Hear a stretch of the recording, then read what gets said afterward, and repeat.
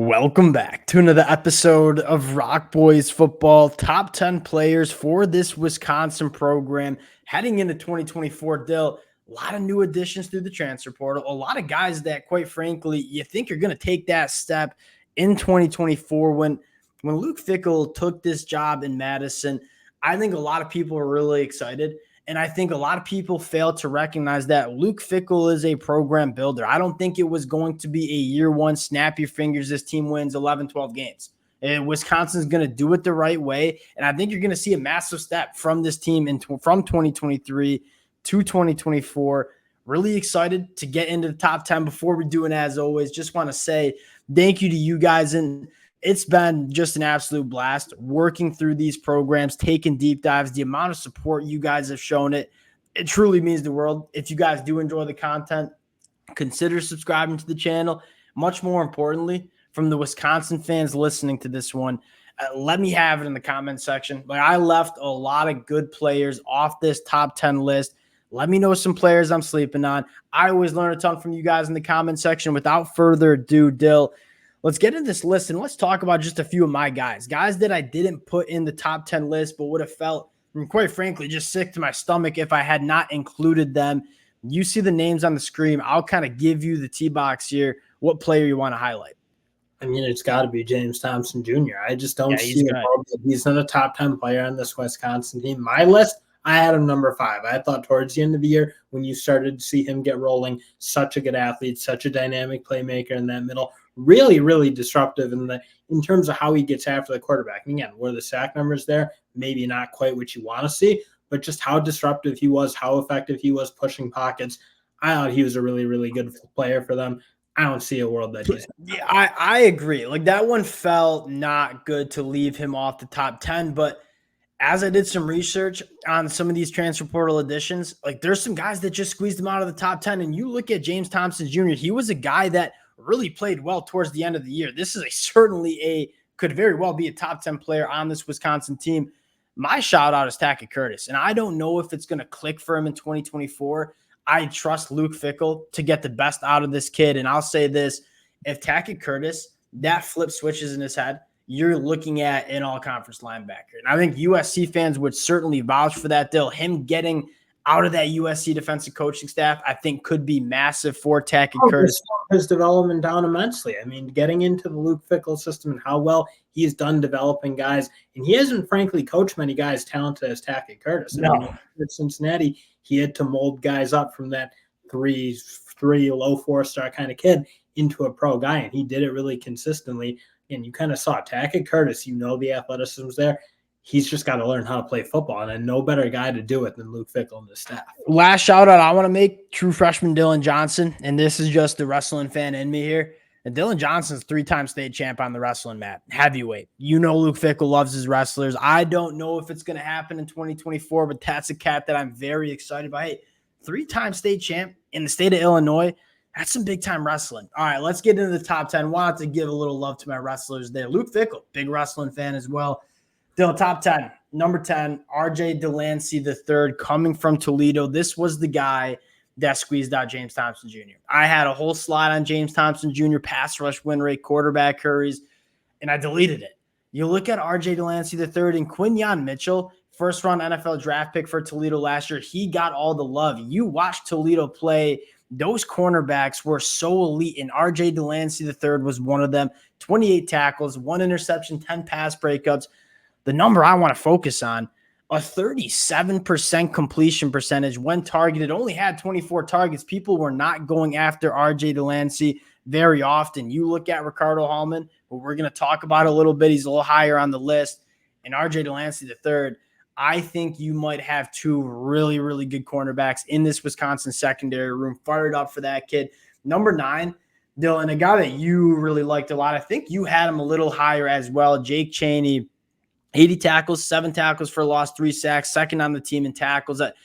This is a guy that flies around the football field, but I think most importantly is just one of those heady linebackers. Like, he is always by the football in his run gaps. And when you have a middle linebacker that is as dependable as Jake Chaney It's massive to this Wisconsin defense. He's going to be a big-time contributor. And I think the one step you kind of want to see him make is how he plays the pass a little bit and whether he can play a little bit more comfortable in the new system that Fickell and his staff have brought over. So, again, add another year of experience in that system. If he just plays a little bit faster, not faster in the run game, really, really good in the run game. No questions about that. But if he just seems a little bit more comfortable in that coverage scheme that Wisconsin likes to run, I think he takes a big jump. And another guy who, again, I don't think last year's a disappointing year, but I don't think he took a monster leap. He takes that monster leap. He's a really good middle. Yeah, no, again, new system on both sides of the football. There's reason to believe that a lot of these guys going into year 2 are it's going to start clicking a little bit more. Jake Chaney's certainly one of those guys going to number 8. And personally, probably my favorite player on this Wisconsin team, Chez Mellusi. Before the injury, he was running the rock extremely well for Wisconsin. If you do get a healthy Chez Mellusi back to the form that we saw early in 2023 before the injury, you're looking at an all-conference running back. This is a kid that you just want to root for, right? He's done – this is a 6th year of college football, has battled multiple season-ending injuries. If there's one guy that I just want to see him put it together, it's my guy, Chez Mellusi. He was really doing it. I think you're right. Like, compared to the years before that you'd seen him, like, you're like, oh, this is a solid college running back. Kind of to take note of. I think we both, when we were watching him on those first couple Saturdays when he was going, like, Chez Mellusi, when did he become this guy? He was playing so well. I agree with you. I'm really, really excited to see him get back and kind of be able to run in that Luke Fickell system and make it happen. Right. Like Braylon Allen was a physical running back. Chez Mellusi is physical as well. 159 yards after contact. And this is a guy that wants to get downhill and kind of give you that physical element of the Wisconsin run game. And we know that they're going to throw the ball more, but you're still Wisconsin. You still want to control the line of scrimmage, be able to run the football. Chez Mellusi is a guy, him and Tawee Walker, I do not want to be a Big Ten defense trying to tackle those guys 25, 30 times a game. Going to number 7, let's talk about one of the more intriguing names really in all of college football. I mean, Tyler Van Dyke could be a guy that we're talking about at the end of November as being one of the better quarterbacks in the sport. And this was a guy that you go back 2 years was getting mocked in the first round. And then obviously really struggled with Miami, specifically in those turnovers. Though we've seen Phil Longo have a lot of success with big arm quarterbacks. And you go back to Tanner Mordecai, he had better production at SMU, did not have the arm talent that Tyler Van Dyke has. If Tyler Van Dyke puts it together, this Wisconsin team can be extremely dangerous in 2024. Because that's one of those positions from last year where you feel like you have a huge step to make. If Tyler Van Dyke plays really good football, that changes like everything on this because they really didn't have great quarterback play from anyone last year. And you're right. They just didn't have anyone who was nearly as talented as Van Dyke. It's 100% about can he play his best game more often than not. I feel like that's his constant issue is you'll have those really good games. You go back to that Texas A&M game last year for Miami, you're like, well, there's no better quarterback in the country. And then you'll go to Georgia Tech where you're turning the ball over almost every drive, it feels like. So it's, can he just stay the course? Can he be a little bit more steady and play his best at or play better than you kind of got it? Yeah, he has to smoother sailing for Tyler Van Dyke. And again, what's so exciting for Wisconsin fans is you have a quarterback that you can be extremely dangerous with if he figures it out. Like, Wisconsin's winning a lot of football games this year. Going to number 6, let's talk about John Pius. I'll take the wheel on this one. I'll be the first one to admit I do not watch a lot of William and Mary football on my Saturday afternoons. The numbers are incredible, right? 22 quarterback hurries, a 19.5 pass rush win rate, 16 tackles for loss, 9.5 sacks. The numbers from the FCS are absolutely elite. I wanted to go see, hey, is this going to translate to the Power 5 level? Had a very good game against Virginia, some Power 5 competition. Dill gives me Nick Herbig vibes. He's undersized, right? He's 6'2", 230. He's not necessarily a heavy-handed edge rusher. The juice that this kid has is kind of next level coming off the edge. And you look back at Wisconsin, they just didn't have that elite pass rusher last year when you had teams in 3rd and long situations. You didn't have that guy you could point to and say, go get after the quarterback, be disruptive, make some game-changing plays. John Pius has a chance. Now, it's a little bit of a projection because he's coming from the FCS to the Big Ten level, the best line of scrimmage conference in the country.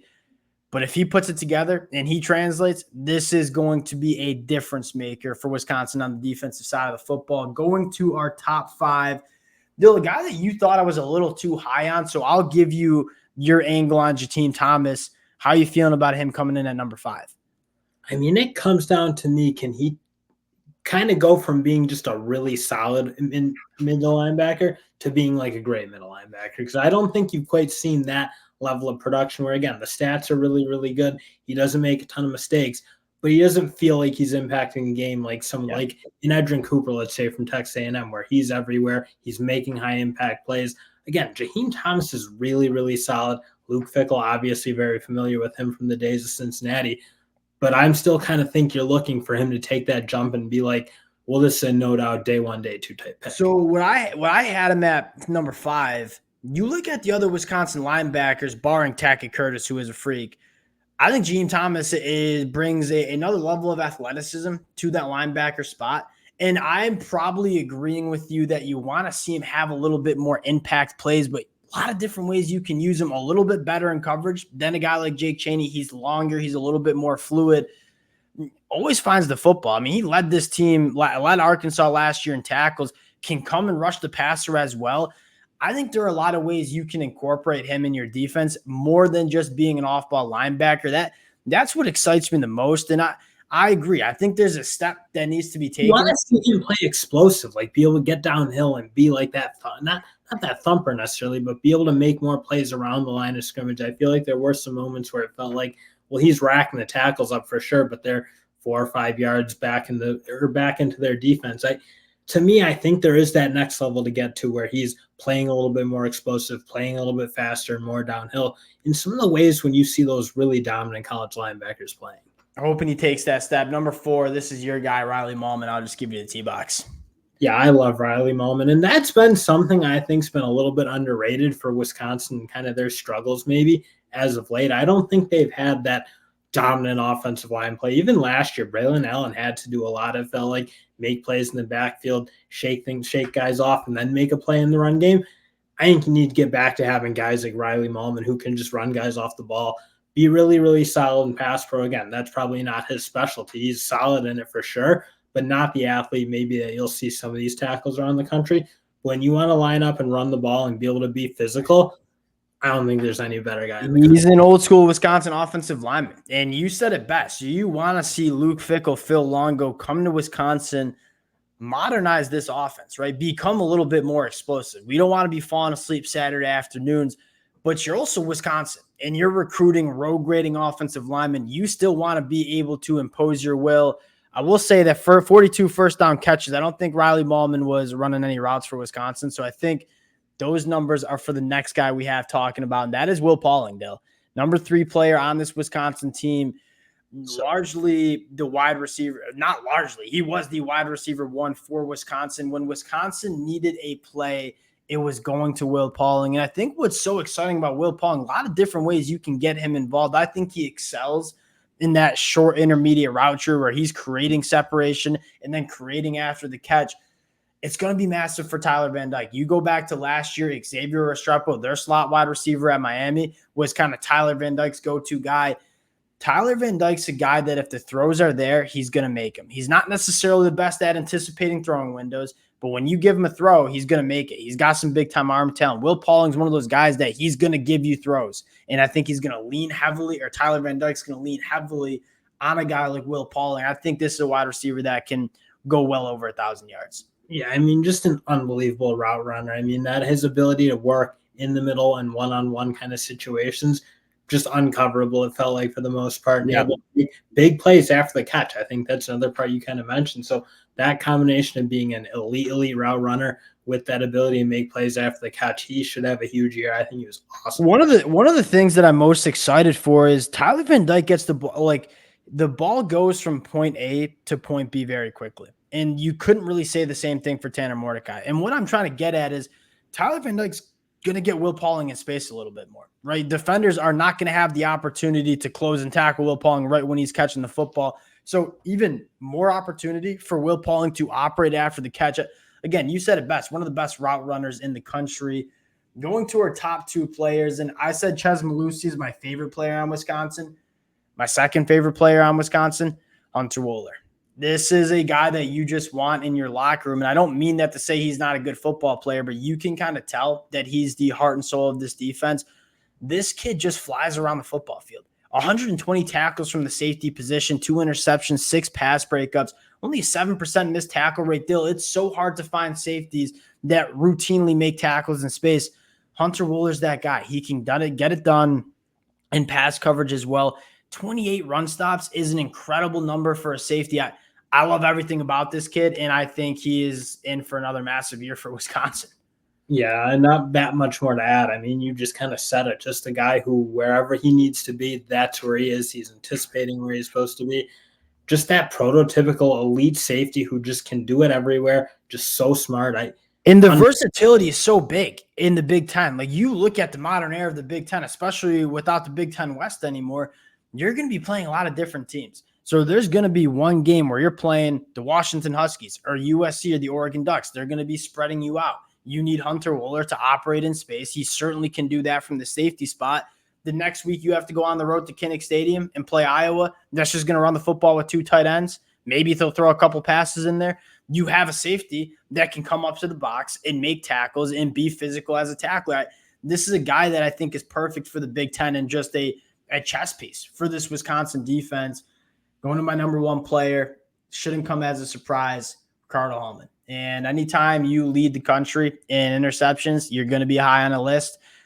Ricardo Hallman's a guy that's great in coverage. He makes those game-changing plays. Wisconsin wants to up the turnovers forced. Ricardo Hallman's going to be a guy that does that. One of the best cornerbacks in the country. Yeah, no, he's unbelievable. And you even just watch like his ability of playing. He's not the biggest corner in the world, but unbelievable ball skills. You saw him. Marvin Harrison. I mean, that was a real battle. And Marvin Harrison is about as good of a college wideout as we've seen in a while. So his ability to kind of just match up your number 1 guy and really test them all game. It's, again, there's not that many corners who you can do that week in and week out. He is certainly one of them. He's got, for a figure of what the kids say, he's got that dog in him. Like, he's a guy that wants to be ultra competitive. You noted it. He's not necessarily the biggest, most physically imposing cornerback. He's going to put hands on you. He's going to be the ultra competitor. Another one of those guys that just fits what Luke Fickell is trying to do with Wisconsin. You look at the leaders, Ricardo Hallman, Hunter Wohler, like, those are the guys that represent what Luke Fickell is doing with this Wisconsin program. That'll do it for the top 10. Probably left some good players off this list. You can tell this Wisconsin team is just a little bit deeper than it was last year. Would love to hear from you guys on some players the boys might be sleeping on. Appreciate y'all rocking with the fellas. If you guys do enjoy the content, consider subscribing to the channel, and we'll talk to y'all later. Peace.